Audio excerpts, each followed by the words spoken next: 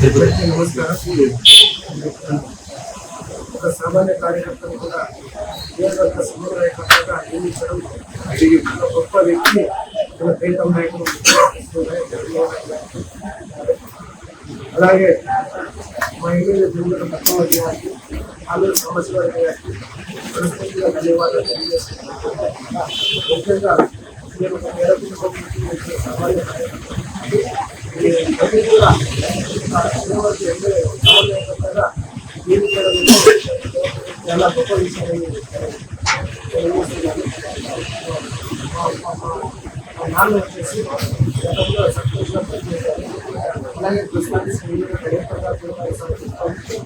మా సతీబలి కూడా అలాగే నాది బాధ్యత ఉంచడం చాలా గొప్పగా భావించి వర్గానికి పనిచేయాలని వర్గాలకు పునఃస్థాయికి చూడాలని ఆనాడు బాబాసాహెబ్ అంబేద్కర్, డాక్టర్ బిఆర్ అంబేద్కర్ గారు కలలు కానీ ఈరోజు ఆ కళలను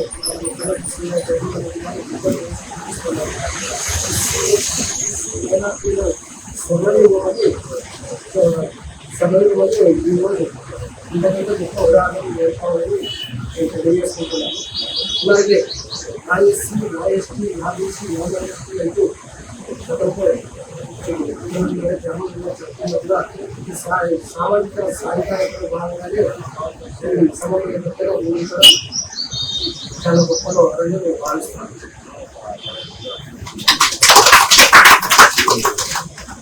ఈరోజు ఒక పొలిటికల్ సినారియో చూసుకుంటే రాముడు అడవులకి కష్టపడ్డారు.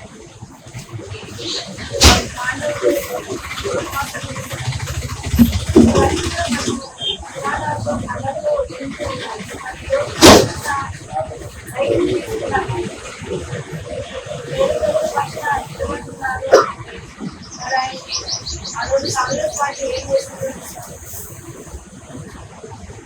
అవినీతిగా ముఖ్యంగా కాంగ్రెస్ పార్టీ కుటుంబాలు సలహాలని వాడుతుందని చెప్పడానికి ఈరోజు జగనన్నకి తన సొంత చెల్లి అండగా లేకపోయినచ్చు. కానీ ప్రతి మహిళ మన నియోజకవర్గం, మన రాష్ట్రంలో ఉన్న ప్రతి మహిళ జగనన్నని సొంత అన్నదమ్ముడిగా భావించి